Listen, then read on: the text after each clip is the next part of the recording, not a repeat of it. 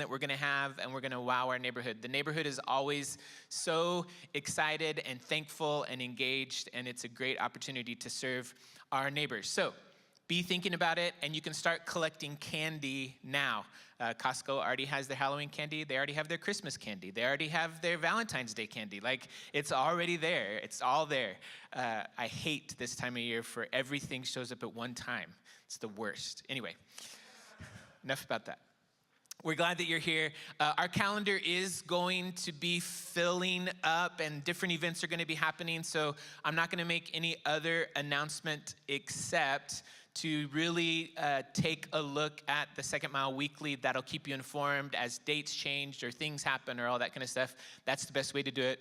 And in addition to that, if you have the Second Mile app, you can just look at events, and it shows right up there. You can look at the website. It shows up right there. So you should be able to find the information you're looking for or you didn't know you were looking for if you just go to those places. So we are glad that you are here.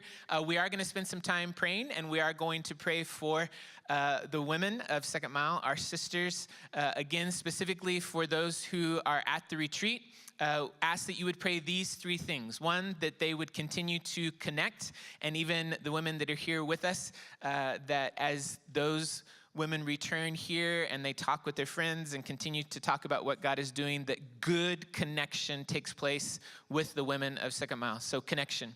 The second thing is that whatever God had in store for this weekend, whatever truth needed to be told, whatever encouragement needed to happen, that would solidify in the hearts of the women that are continuing to respond to what the Holy Spirit is doing. And so they're in their last session this morning, very, very probably around now. And so be praying for that continued truth to fill their hearts. And then the next thing is just in terms of overall our sisters at Second Mile.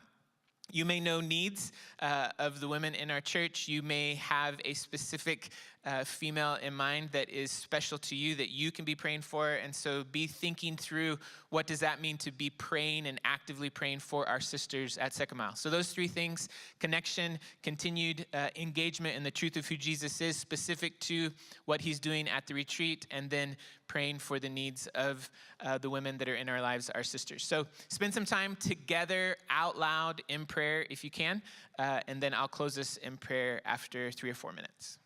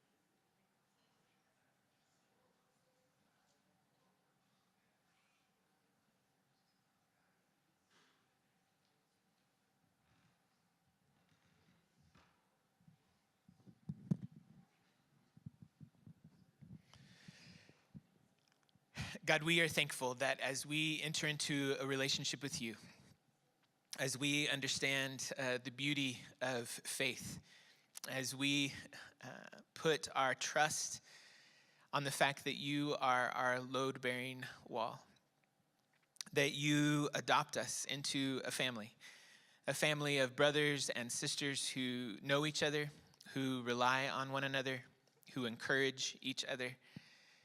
And so, Jesus, we thank you for our sisters as you are moving in them, as you are teaching them, as you are encouraging them, as you are reminding them of hope and of your promises. Jesus, we pray that you would continue to allow our sisters in this church to connect, to engage fully with smaller groups of individuals to share life with, to be encouraged by, to be supported, both with men and women, that there would be good and solid and God-honoring relationships within Second Mile. Jesus, we pray that as the time away and the time to rest and the time to reset and prayerfully not be distracted would be a good time of connection for those that were able to go on the retreat. God, we also pray that your truth, the I am statements of Scripture, the reality, Jesus, of who you are would so continue to engage the hearts of the women, that they would respond to the truth, that they would be soaked by the encouragement that comes with who you are and what you do and how you deeply care and love. God, may that sink in and may it have an impact beyond this weekend, but that it would truly have a ripple effect through our community here at Second Mile. And Jesus, we do ask that as we think about our sisters, as we think about those in our lives who are the grandmothers and the mothers and the sisters, and how we can encourage them, how we can pray for them, how we can honor them in who you have created them to be. So Jesus, may we be reminded of this, and may it be at the forefront of our hearts as we pray for what you're doing in our community. We thank you so much for this morning. Thank you for John and his willingness to teach and to share with us the joy of what it means to intake yet another psalm. May our eyes and hearts and ears be filled with your truth, and it's in your name that we pray.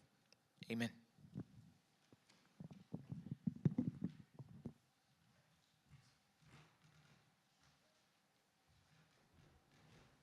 Hey, we good, Brett?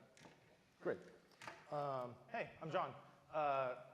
Some of you know me and some of you don't, so really quick. I'm the youth director here. I'm from Kansas City. That's all you need to know. So we are going to be reading through Psalm 104 in a minute. John Houchin is going to read it. But first, if you'll indulge me, I'm going to read from Narnia. If you're a kid, you should have, or should, and if you're an adult, you need to reread it. I chain read them the first week of the year, and it has like utterly changed how I interact with creation as an adult to reread them. So this is going to be the creation story from Narnia. Lewis is a super good writer, so it's not just a big block of text. It's like narrative, conversation, plot advancement. So I've read this 3 times, so I have the authority now to like make my own authoritative edit. So here's, whoa, did you see that? That was incredible. All right, we're off to a good start, guys. So here's Lewis's take. Also, I'm sitting down because it's not the Bible. I'm not going to stand while I read this. Here we go. In the darkness, something was happening at last. A voice had begun to sing. It was very far away, and Diggory found it hard to decide from what direction it was coming. Sometimes it seemed to come from all directions at once. Sometimes he almost thought it was coming out of the earth beneath them. Its lower notes were deep enough to be the voice of the earth herself. There were no words. There was hardly even a tune, but it was beyond comparison the most beautiful noise he had ever heard. Then 2 wonders happened at the same moment. One was that the voice was suddenly joined by other voices, more voices than you could possibly count. They were in harmony with it, but far higher up the scale, cold, tingling, silvery voices. The second wonder was that the blackness overhead all at once was blazing with stars. They didn't come out gently one by one as they do on a summer evening. One moment there had been nothing but darkness, next moment 1,000 points of light leaped out. Single stars, constellations, and planets, brighter and bigger than any in our world. There were no clouds. The new stars and the new voices began at exactly the same time. If you had seen and heard it as Diggory did, you would have felt quite certain that it was the stars themselves which were singing, and that it was the first voice, the deep one, which had made them appear and made them sing. Far away and down near the horizon, the sky began to turn gray. A light wind, very fresh, began to stir. The sky, in that one place, grew slowly and steadily paler. You could see shapes of hills standing up dark against it. All the time, the voice went on singing. The eastern sky changed from white to pink and from pink to gold. The voice rose and rose till all the air was shaking with it. And just as it swelled to the mightiest and most glorious sound it had yet produced, the sun arose. Diggory had never seen such a sun. The sun above the ruins of Charn had looked older than ours. This looked younger. You could imagine that. It laughed for joy as it came up. And as its beam shot across the land, the travelers could see for the first time what sort of place they were in.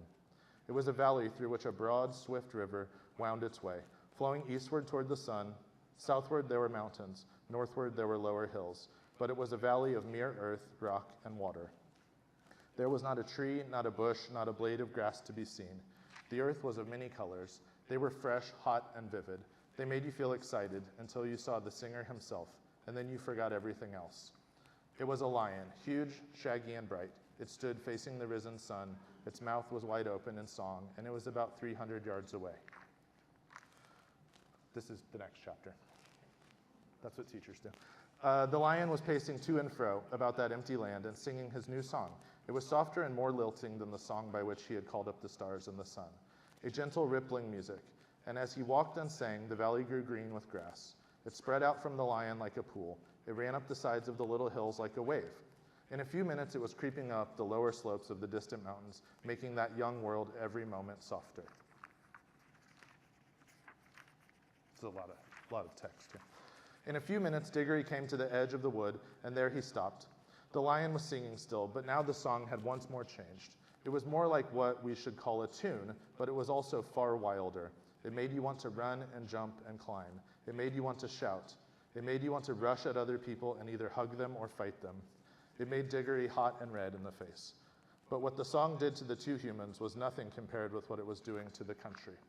Can you imagine a stretch of grassy land bubbling like water in a pot?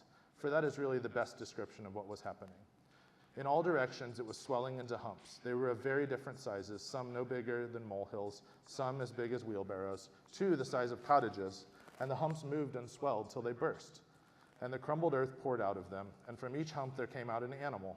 The moles came out just as you might see a mole come out in England. The dogs came out, barking the moment their heads were free, and struggling as you've seen them do when they're getting through a narrow hole in a hedge. The stags were the queerest to watch, for of course the antlers came up a long time before the rest of them, so at first Diggory thought they were trees. The frogs, who all came up near the river, went straight into it, with a plop plop and a loud croaking. The panthers, leopards, and things of that sort sat down at once to wash the loose earth off of their hindquarters, and then stood up against the trees to sharpen their front claws. Showers of birds came out of the trees. Butterflies fluttered. Bees got to work on the flowers as if they hadn't a second to lose. But the greatest moment of all was when the biggest hump broke like a small earthquake, and out came the sloping back, the large, wise head, and the four baggy-trousered legs of an elephant. And now you could hardly hear the song of the lion. There was so much cawing, cooing, crowing, braying, neighing, baying, barking, lowing, bleating, and trumpeting. But though Diggory could no longer hear the lion, he could see it. It was so big and so bright that he could not take his eyes off of it.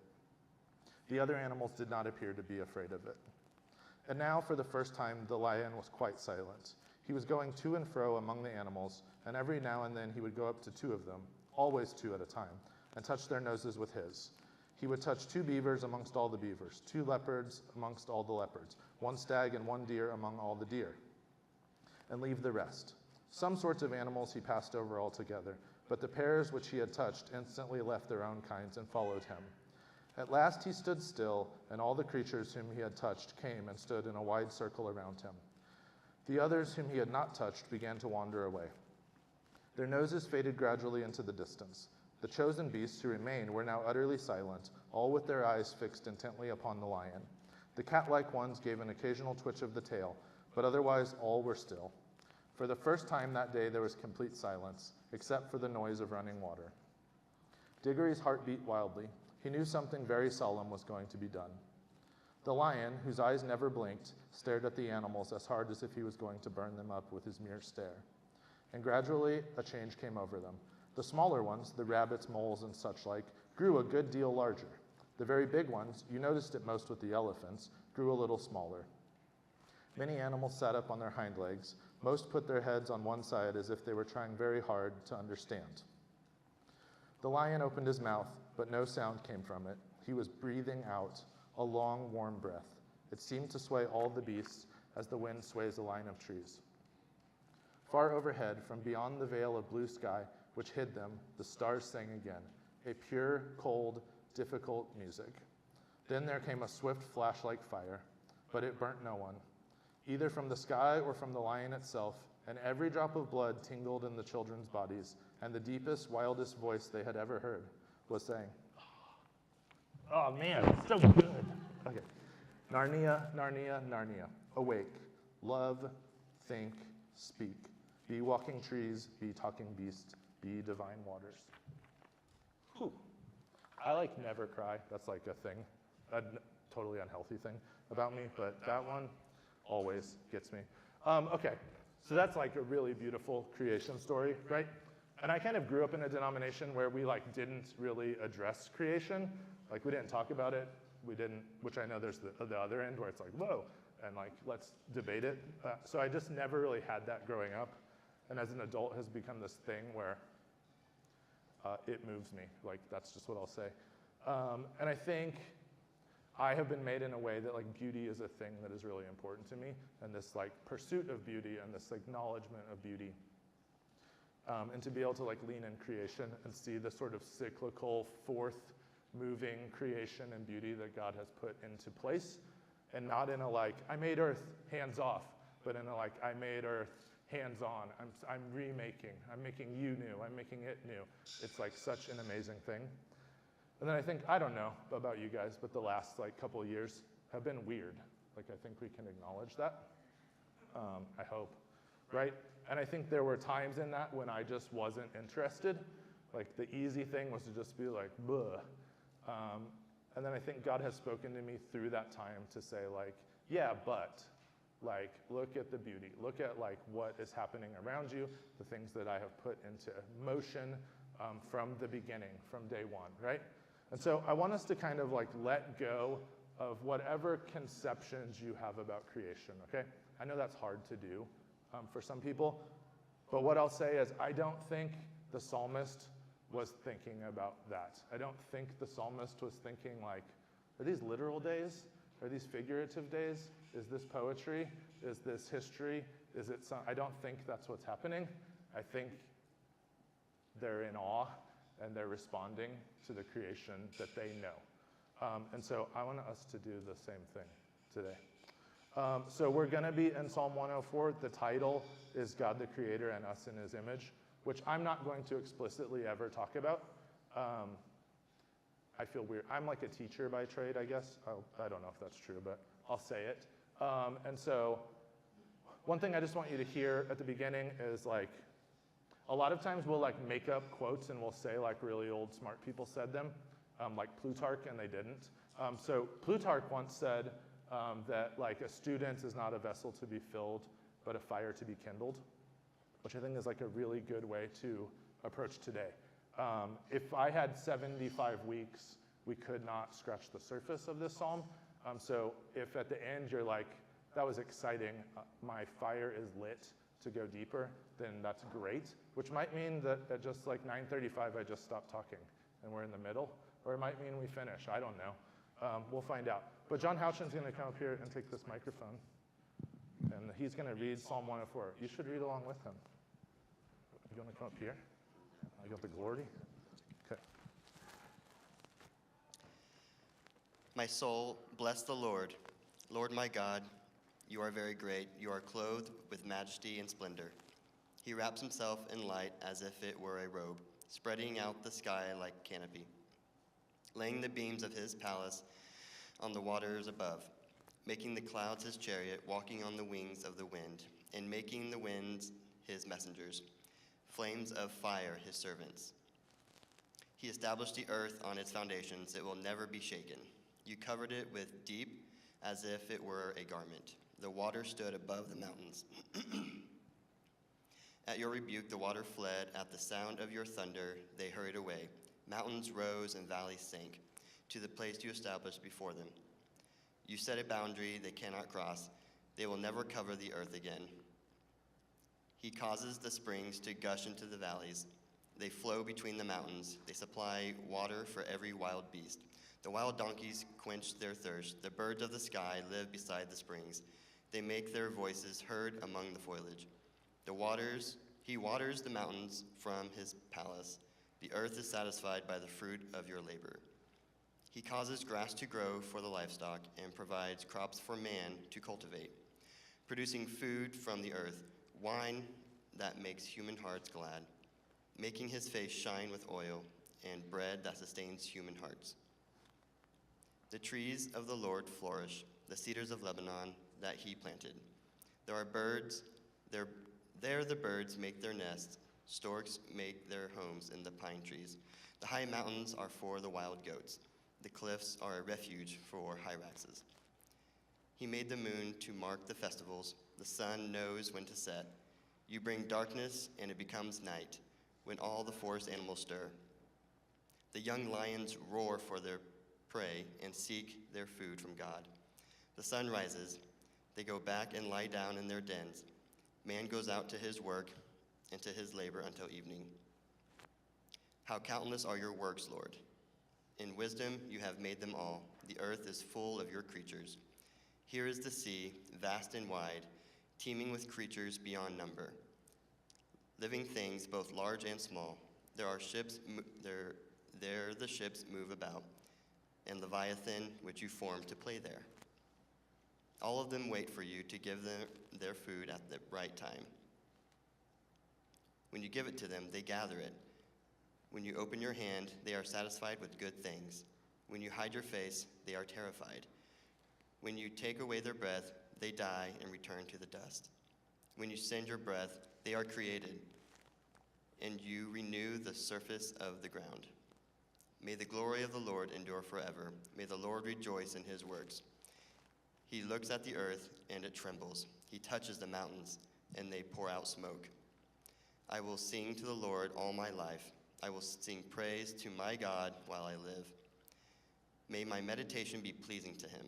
I will rejoice in the Lord. May sinners vanish from the earth, and wicked people will be no more. My soul, bless the Lord. Hallelujah. Thanks, John.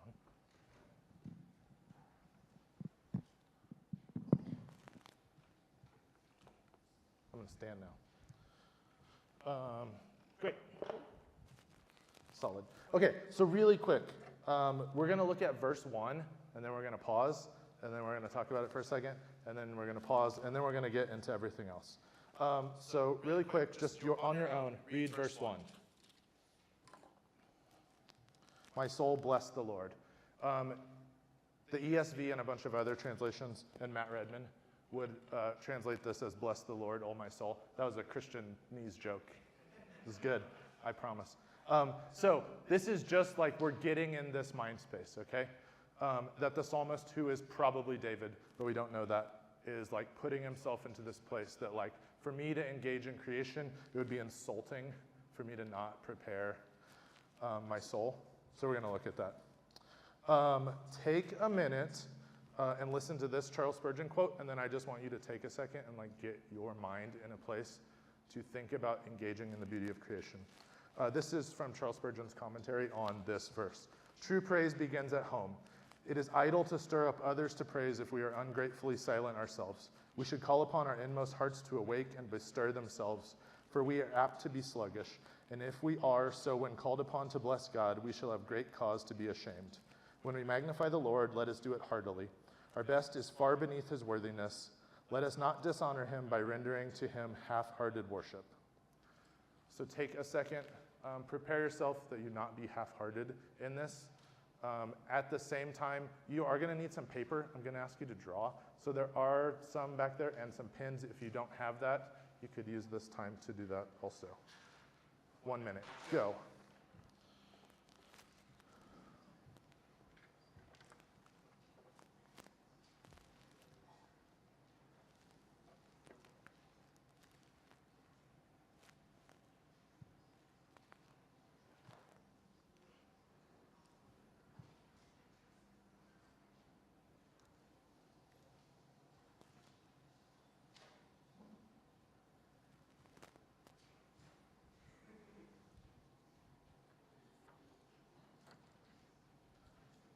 All right, so while we're doing that, just a couple notes. I just want you to, from the beginning, take note that the psalmist is drawing our attention that God is great, not the creation, that the creation is beautiful and it is subservient to God.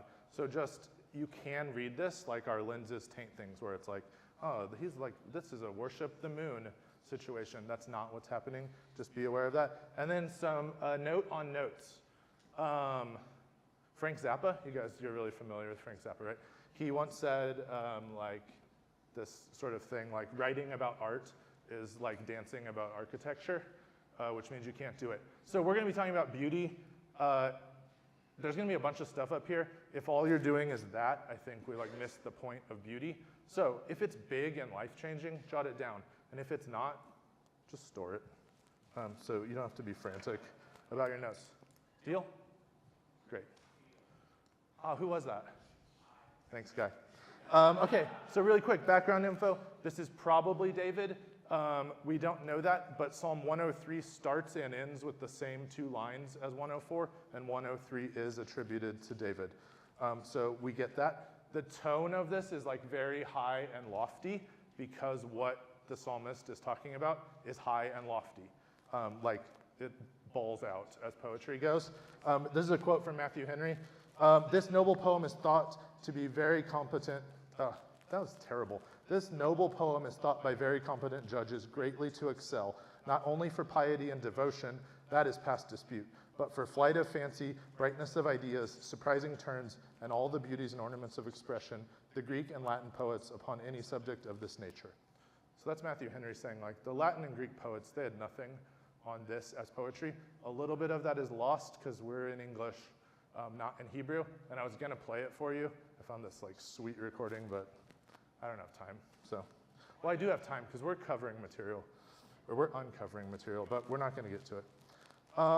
This psalm, this is my own opinion, is not only a view of the current condition of earth, the psalmist's current condition of earth, but a look at the moment of creation, creation as it now stands, the forward-moving cycle and beauty of creation, and the future yet to come, all in one coherent and beautifully written poem.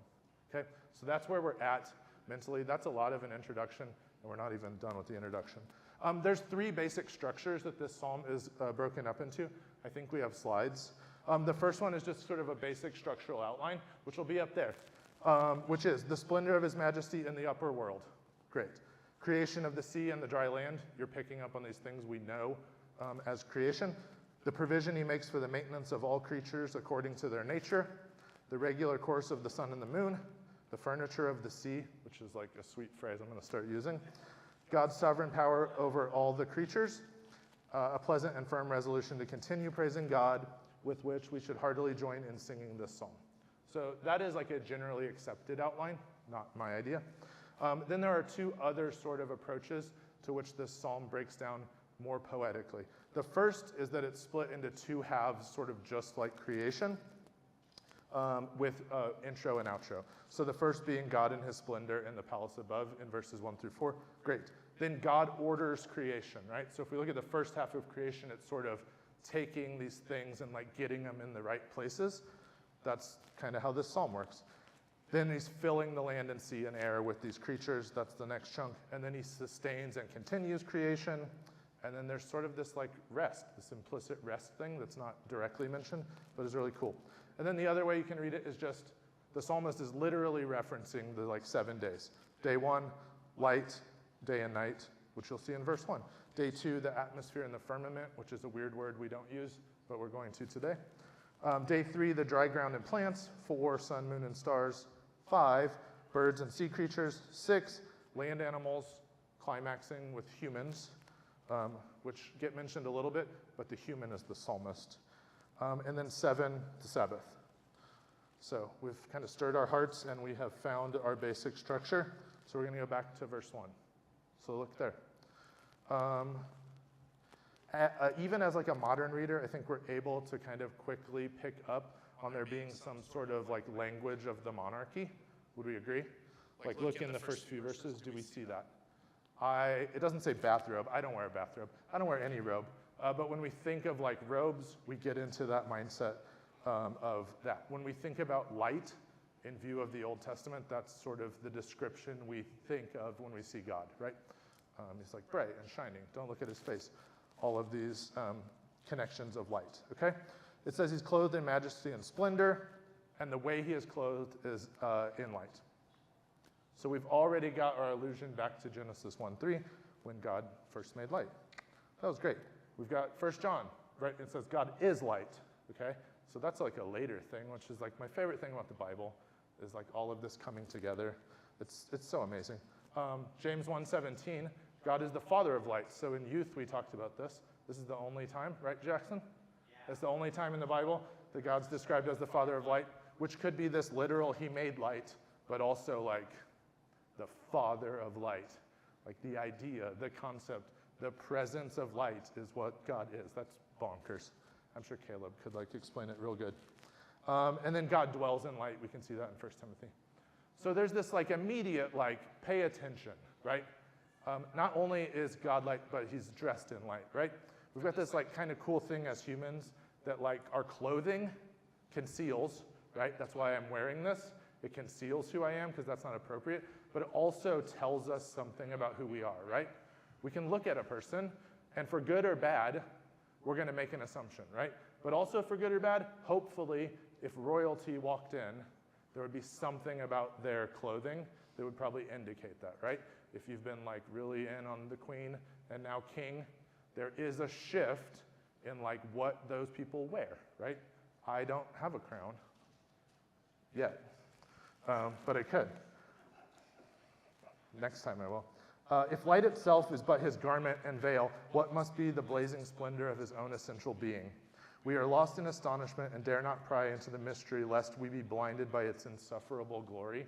That's Spurgeon again, like killing it, Spurgeon style, which is amazing. And then we move straight into more monarchy stuff, and we talk about the palace, right? So this is crazy. And then we got to pump the brakes, all right? So what I want you to do really quick, get that piece of paper out. And I'm going to ask you to do a thing. And I had this policy as a teacher, I would never ask a kid to do something that I wouldn't do. So I'm going to ask you to draw, and I actually haven't practiced this at all. So I'm going to do it on the fly too. So what I want you to do right now is on one side of that paper, draw what your understanding of the cosmos, or cosmos as smart people say, is. So like, what's Earth look like, and what's the stuff around it? Go. It's not a trick question. You can't be wrong, because even if you're wrong, that's what you understand. So if you're a flat earther, today's your day.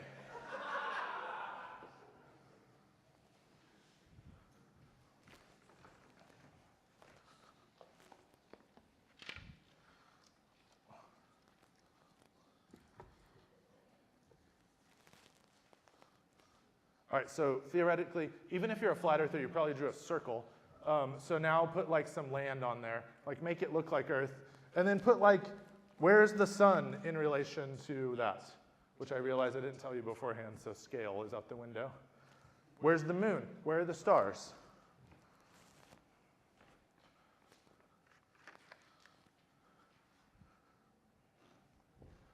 And then I'm going to teach you. Give me eye contact when you're done so I know, so I can paste this correctly.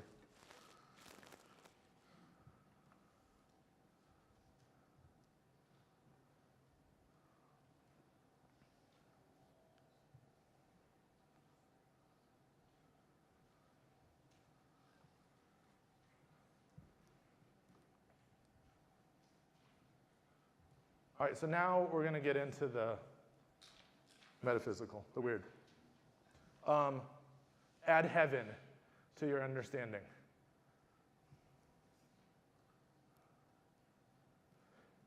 Okay? So draw heaven. Where is it? And this is not it is a trap, but it's not a trick. And you can make the next logical conclusion, I think. Now put God on your cosmos. Hopefully he's in heaven, but also a super trick question. He's everywhere.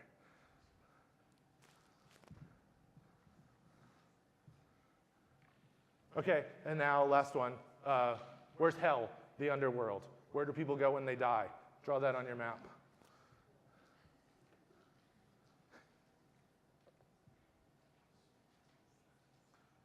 And then you've got people around you, so like show them to each other. Compare. See what you got in common. See what you didn't.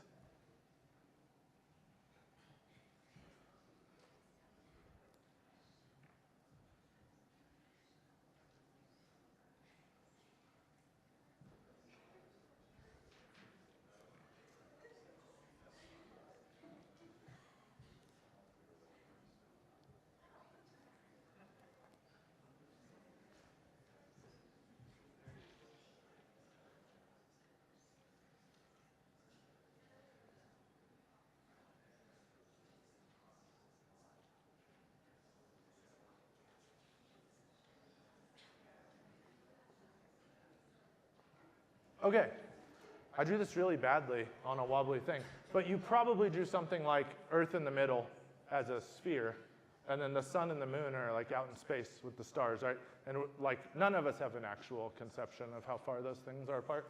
It's wild. And then you probably in some form made heaven up and hell down, which is really hard because I didn't tell you at the beginning to leave room inside of Earth, which is where we like to imagine it, right? Okay, flip the paper over.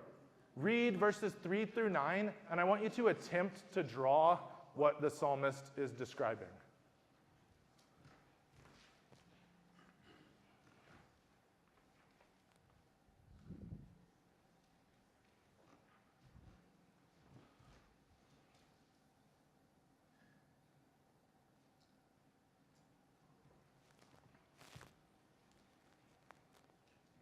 And don't take a super long time because it's wild.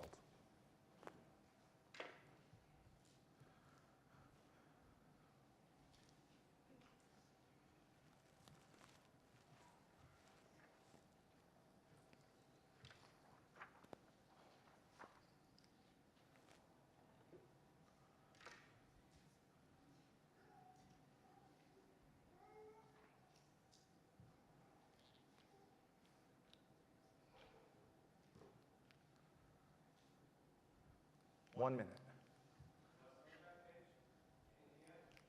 Verses 3 to 9. Draw what you think it is describing.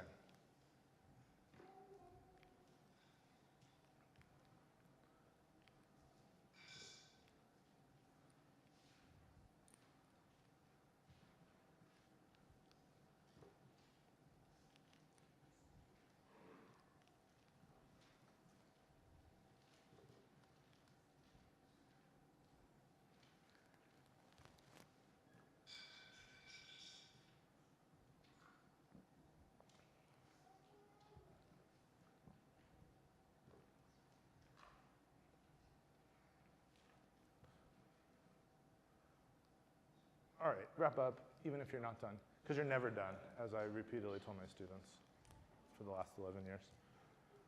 Okay, I think we can like pretty quickly, as we're reading, even as like a novice to Psalm 104, realize that the psalmist is coming from this like different worldview of like what space, not like alien space, how it operates. So really quickly, I'm going to give you sort of like the ancient biblical view of cosmology to the best of my ability, which is really hard to do because, spoiler alert, they were flat earthers. So it's really hard to draw.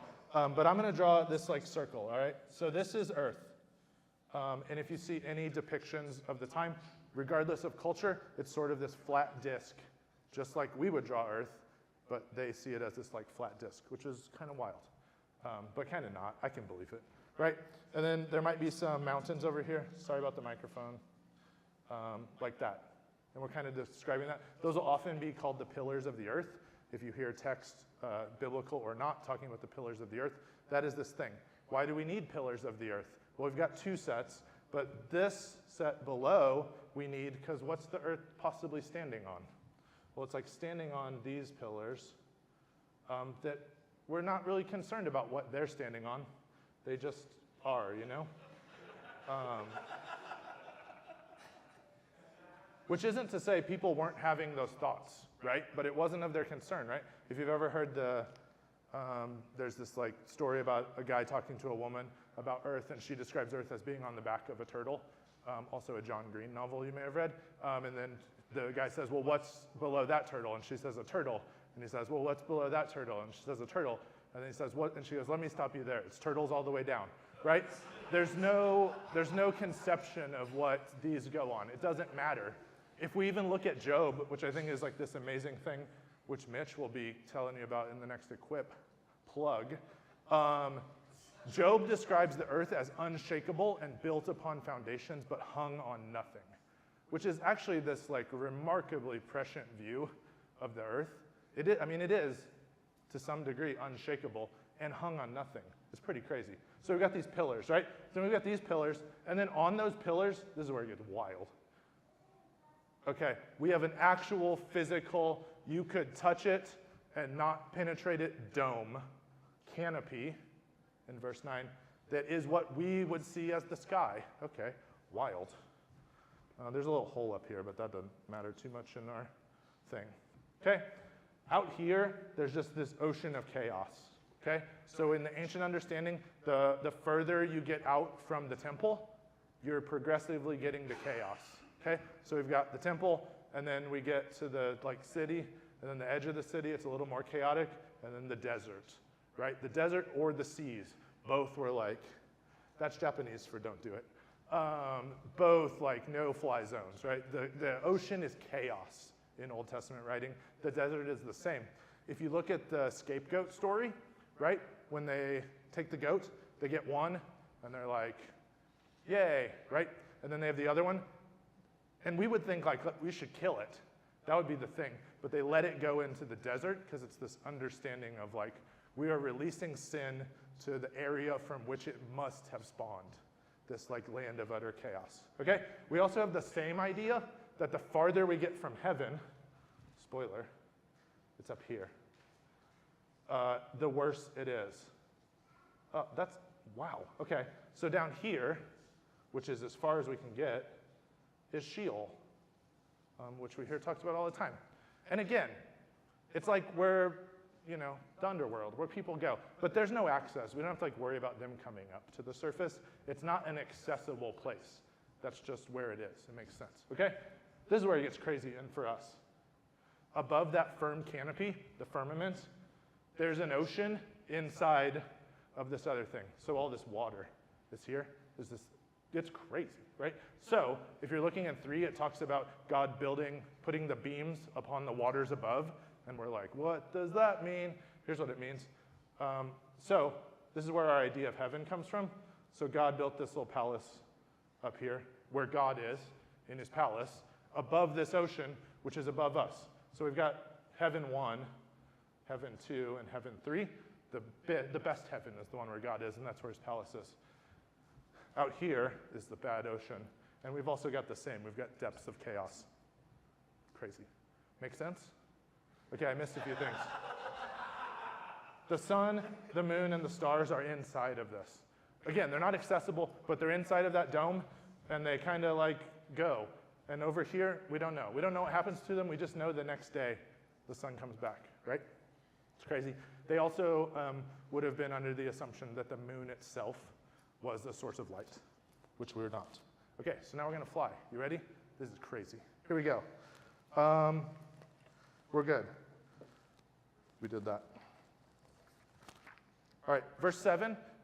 God's talking, the psalmist is talking about God spreading the water and the land, and he uses this term rebuke.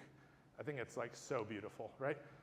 So we've got to have this Old Testament view of the cosmology. So he's rebuking this because the earth wasn't fit for human habitation. We don't have land that's usable, right?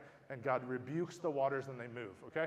Which sounds a little goofy, but this thing that's going to come through with the things that really touched me out of this psalm are that there is this kind of Old Testament understanding where nature is described as intellectual, right? Like you'll see, it'll say like God addressed the water and it feared, and so it moved, or like it rebuked, right? I wouldn't rebuke like a fig tree. Jesus did, but I wouldn't, right? I wouldn't talk to mountains like in my current cosmology. But there's this like kind of Old Testament understanding, not that those things are intellectual, but that if they were, if the waters were intellectual beings, if mountains were intellectual beings, this is like right here, their only sane response to God's direction would be complete obedience. And I just think that is such a beautiful and poetic way to describe creation. We often fall into this like, well, of course, like gravity, right? The theory of gravity. So water is gonna go down and it's gonna go to the low points and it's gonna whatever, which isn't untrue. That is mostly probably true, that gravity makes the water go to the low points. But what is also true and more beautiful and a better heart space for me is to understand that that water would fear God and would go to the low places even if gravity dictated that it not. If gravity said, you're not going there, and God was like, you are going there, that the only sane response for water would be to go there. Oh, that's so good, so applicable to my life. Do you agree? Yeah, okay. Water, we get all this like imagery from water. We've got that. If you look in like verse 10, 11, we make this shift in how water is talked about. And we also make this shift that we were talking about salt water, and now we're talking about fresh water, which mirrors creation, and is this like very cool thing. Because we've gone from chaos, the sea, right, the chaotic water, to water being life, which pours out into this metaphor that is throughout the Bible that I think we can all connect to, that what I need is this living water.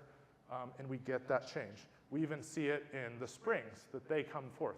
The springs, they like water the area, which makes it habitable for birds. It takes land that wasn't habitable and it makes it habitable, right? It takes a soul that isn't habitable and makes it habitable. It moves me, the Spirit moves me because of the living water in my life. I think that is amazing. It's beautiful. It makes crops possible, right? We think about creation and we think about like the wilds of creation. We don't think about wheat. We don't think about grapes necessarily. We don't think about olives. We don't think about those things. But in creation, God had the foresight to make cultivatable crops, which I think is this like amazing thing. My favorite band, I don't know if it's my favorite band, but a band I really like, Me Without You, which is like noisecore, so maybe don't get into it if you're conservative about music. They wrote this song called The King Beetle on the Coconut Estate. I think the words will be up here, maybe, I don't know. I told Brad it'd be a real wild ride. Yeah, so this is a song about beetles anthropomorphically representing humans on this coconut estate.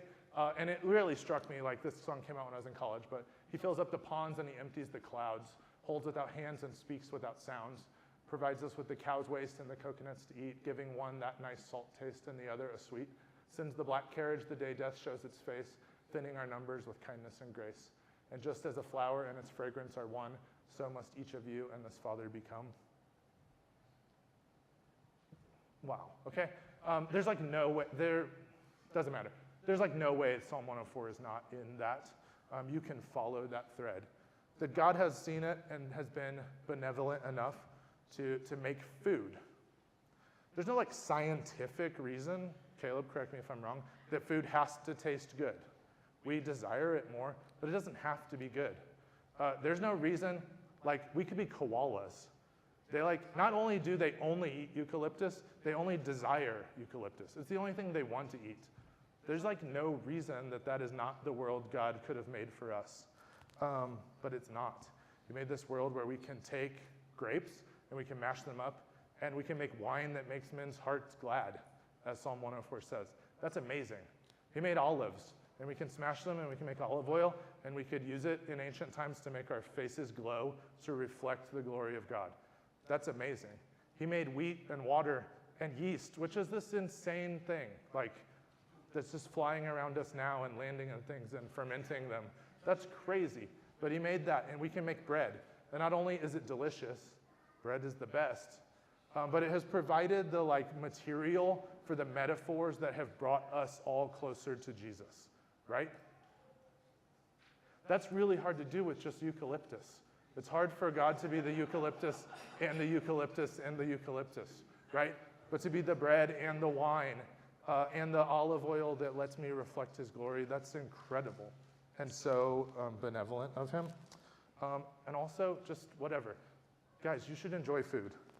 I assume Curtis referenced a cookbook by an Anglican priest. Where's Curtis? I don't know where he is. I felt that could only be one book, which is Supper of the Lamb. Is that okay? Good. So I'm going to read a quote, which is incredible. It's a top 10 book for me. I think it's sitting at 6 currently. I have my list somewhere. If you don't have a list of your 10 favorite books with you at all times, what are you doing? Okay. Listen to this. This is crazy. And I'm using other people's reflections of beauty because of that cycle. God didn't make creation and that's the end. We're allowed to make beautiful things and say beautiful things as long as we understand that we will never show him anything as beautiful as he is. Here we go. For all its rooted loveliness, the world has no continuing city here. It is an outlandish place, a foreign home, a session in via to a better version of itself. And it is our glory to see it, and so to thirst until Jerusalem comes home at last. We were given appetites not to consume the world and forget it, but to taste its goodness and hunger to make it great. To be sure, food keeps us alive, but that is only its smallest and most temporary work. Its eternal purpose is to furnish our sensibilities against the day when we shall sit down at the heavenly banquet and see how gracious the Lord is. Nourishment is necessary only for a while. What we shall need forever is taste.